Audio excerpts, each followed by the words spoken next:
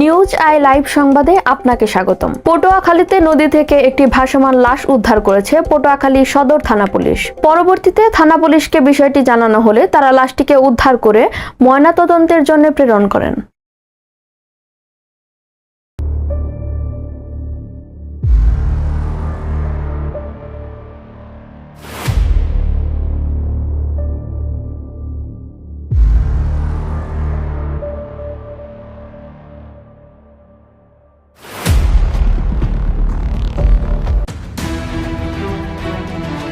হেই ফারিয়া, কি অবস্থা? আসসালামু আলাইকুম স্যার। ওয়ালাইকুম আসসালাম। গতকাল এই নদীতে যে লাশটা উদ্ধার হয়েছে ওইটা নিয়ে কি তোমার কাছে কোনো তথ্য আছে? হ্যাঁ স্যার, আমার কাছে কিছু তথ্য আছে। কি তথ্য আছে তোমার কাছে, আমাকে একটু বলো। স্যার, এখানে যে লাশটা পাওয়া গেছে তার নাম হচ্ছে জসিমরাজ। মূলত জসিমরাজ এই এলাকার ছোটখাটো একজন চাঁদাবাজ ছিলেন। ও আইসি, তাহলে তাকে খুন কেন করা হলো? জসিমরাজকে খুন করার পেছনে তারা মিয়ার ছোট ভাই মমিনের হাত রয়েছে। আচ্ছা, বিষয়টা আমাকে খুলে বলো। আচ্ছা স্যার, শুনুন তাহলে।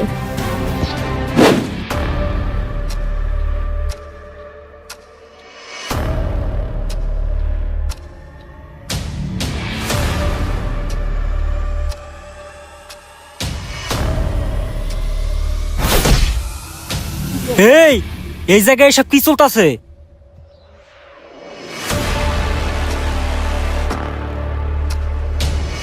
এই জায়গায় চাঁদাবাজি করতে হলে ভাইয়ের পারমিশন নিতে হবে, আর বাইরে 50% দিতে হবে। এই এলাকায় চাঁদা নিতে তোর মতো বোধারে জিগান লাগবো? এ তুই কে রে? এলাকা কি তোর বাপের? ভাই মারেন হালারে, লাগান চটকনা।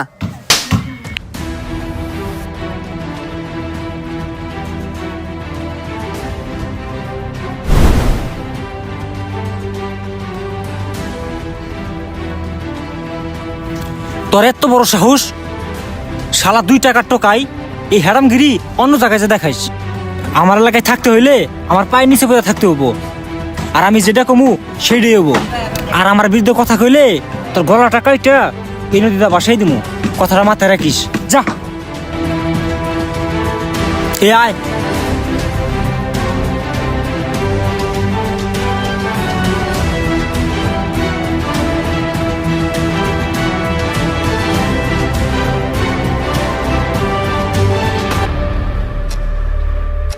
ভাই এটা কি হইলো?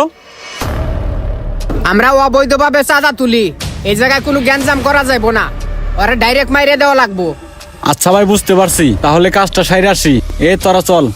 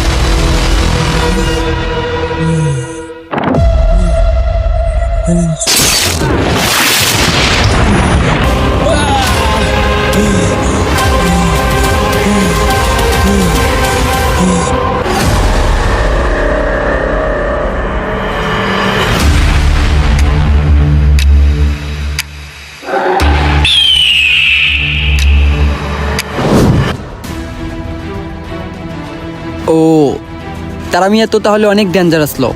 হ্যাঁ স্যার, দেশে যত অবৈধ কাজ আছে সব তারা মিয়ার আন্ডারেই চলে। তারা মিয়া শুধু চাঁদাবাজি করে না, সে ছোট ছোট বাচ্চাদেরকে দিয়ে ইটভাটায় কাজও করায়। এত অবৈধ কাজ করার পরেও তারা মিয়া ছোট ছোট বাচ্চাদেরকে দিয়ে ইটভাটায় কেন কাজ করায়? স্যার, তারা মিয়ার ইটভাটায় যারা কাজ করে তাদেরকে সে সুদের উপর টাকা দেয়। সেই সুদের টাকা যখন শোধ করতে না পারে তখন তাদের বাচ্চাদেরকে দিয়ে ইটভাটায় কাজ করায়। স্যার, বেশ কিছুদিন আগে তারা মিয়ার ইটভাটায় একটা ঘটনা ঘটে, যেটা শুনলে আপনার অনেক খারাপ লাগবে। আচ্ছা, কি ঘটনা তাহলে বলো। স্যার, ঘটনাটা একটা ছোট বাচ্চা শাহিনকে নিয়ে।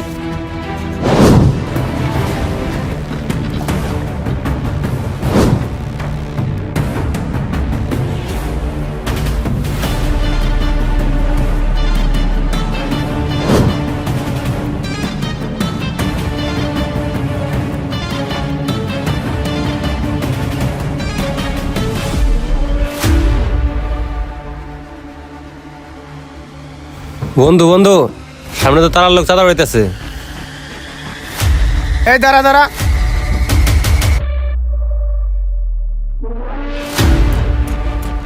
এই কই যাস? চান্দা দিয়া যা। হাত পা সবই তো দেখি ঠিকই আছে, কোনো দিক দিয়ে তো প্রতিবন্ধী মনে হচ্ছে না। তাহলে এইভাবে হাত পাতোস কেন? এই আমার ঘরে দেখে কি তোর ফকির মনে হয় রে? এই জায়গায় আমরা টোল উঠাইতেছি, আর এই টোলের টাকা সব সরকারি ফাউন্ডেশনে যাবে। এটা কি আসলেই টোল, না টোলের নামে চাঁদাবাজি? তুই যদি এটা আমাদের চাঁদাবাজি মনে করস, তাতে আমাদের কোনো কিচ্ছু যায় আসে না। কিন্তু আমার তো যায় আসে।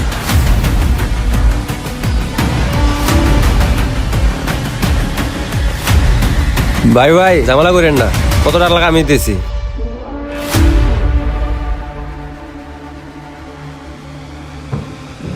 টাকা তোরা বেশি ক্যাসাল করছোর জন্য 100 টাকা নিছি। যা যা এই জায়গা থেকে ফোট।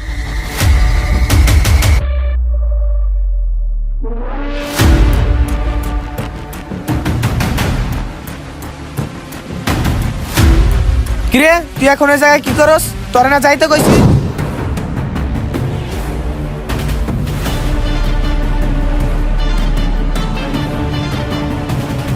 কিরে, তুই সবসময় এত বাড়াবাড়ি করস কি জন্যে? তোরে না সিগারেট আনতে পাঠাইছি, যা সিগারেট নিয়ে যা।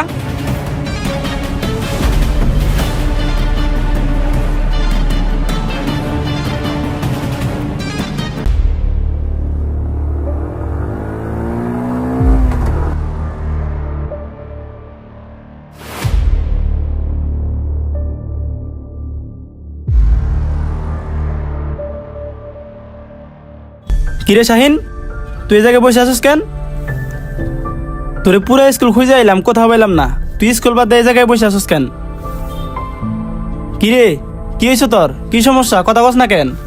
ভাইয়া, আমি তো আর এখন স্কুলে যাই না, আমি পড়াশোনা বাদ দিছি। ভাইয়া, আপনি তো জানেন আমার বাবা ইট ভাটায় কাজ করে। আমার বাবার শরীরটা অনেক অসুস্থ, তাই আমি তার সাথে ইট ভাটায় কাজ করি। কি বলিস এসব? তুই এত ছোট বাচ্চা হয়ে ইট ভাটায় কাজ করস? আচ্ছা চল, তোর বাবার কাছে চল।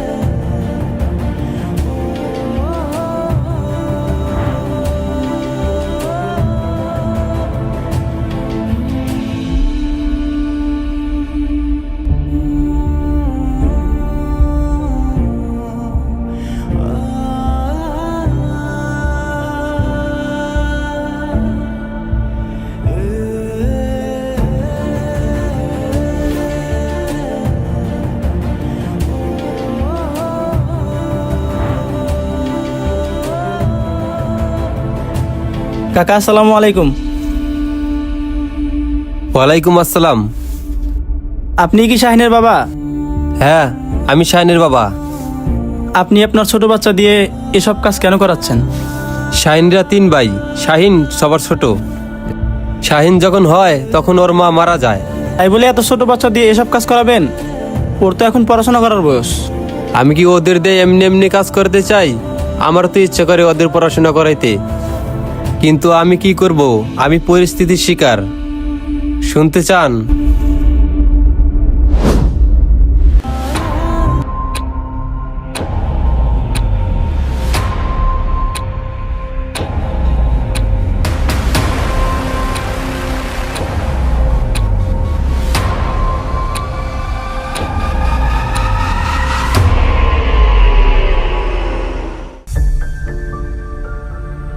বাবা,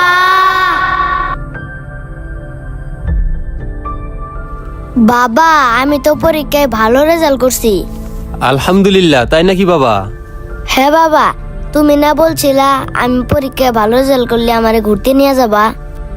হ বাবা, বলছি তো। তাহলে চলো না বাবা, আজকে বিকালে আমরা ঘুরতে যাই। চল মালিকের কাছে যাই।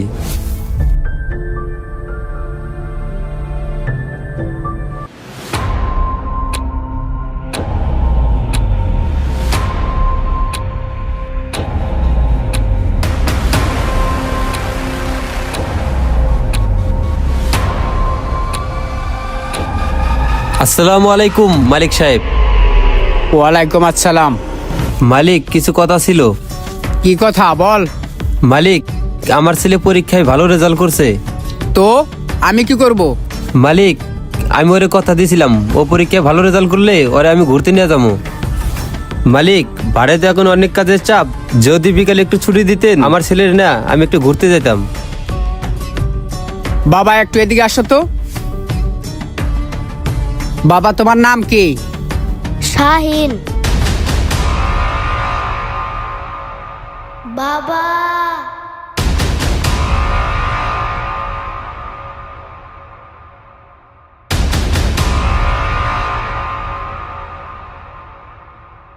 ঘুরতে যাবি? তাইলে আমার কাজ করে দিব ওকে। আমার সাথে কাহিনী শুরু করছস? আজ 3 বছর হলো তুই আমার থেকে টাকা নিচ্ছস, এখনো টাকা দেশ নাই। 3 বছরের মধ্যে তোর কাছে টাকা পাই আমি 3 লাখ, তুই দিছস আমার 50,000। আর তোর ভাই টাকা পরিশোধ করার আগেই মরে গেছে। আর তোর কাছে আমি যে টাকা পাই তুই তো সারা জীবনে ওই ভাড়ায় কাজ করলে টাকা পরিশোধ করতে পারবি না। মালিক, আপনার কাছ থেকে যে 50,000 টাকা নিয়েছিলাম সেটা তো আমি দিয়েই দিয়েছি। ও তাই নাকি? আমি কি তোর বাপ লাগি তোরে ফ্রিতে টাকা দিমু? এই 3 বছরে যে লাভের টাকা আইছে সে টাকা কেরা দিব? তুই জানোস না আমি ফ্রিতে কাউরে কিছু দেই না। কোনো কাহিনী চলবো না, কাল থেকে এই পোলারে কাজে নিয়ে আইবি। তোরা বাপ বেটা দুইজনে কাজ করিয়া আমার টাকা পরিশোধ করিয়া দিবি। কি কোন মালিক, ও এত ছোট বাচ্চা কিভাবে কাজ করব? ওর তো এখন পড়াশোনা করার বয়স। ও আচ্ছা, এত কষ্ট কষ্ট লাগে কেন এই অন্তরে?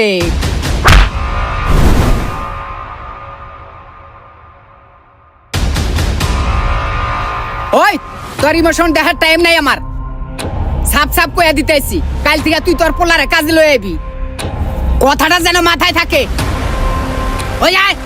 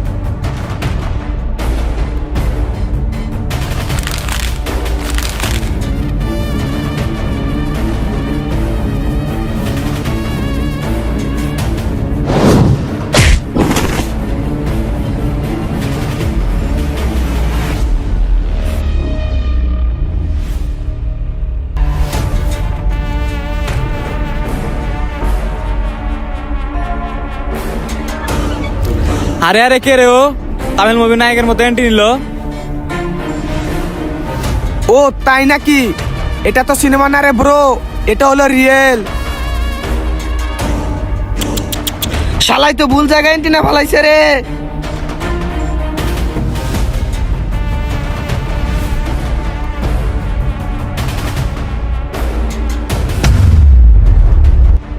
এই তোর হিরোগিরি বন্ধ কর আর এই জায়গা থেকে ফোট।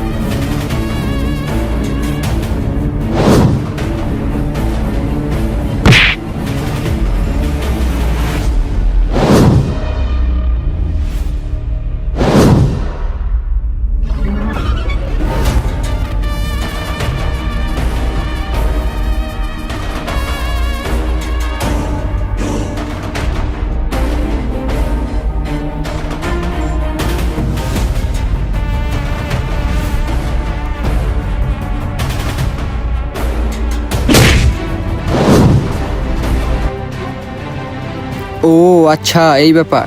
আচ্ছা, তারা মিয়া যে এত অবৈধ কাজ করতেছে, ওর বিরুদ্ধে কি প্রতিবাদ করার মতো কেউ নেই? স্যার, আইন তো প্রমাণ ছাড়া কোনো কাজ করে না, আর তার বিরুদ্ধে প্রমাণ দেওয়ার মতো কেউ নেই, এই জন্য তাকে আইনের আওতায় আনা যাচ্ছে না। ও আচ্ছা, এই কাজটা একজনের দ্বারাই হবে, আর সে আমাদের ডিপার্টমেন্টেই আছে।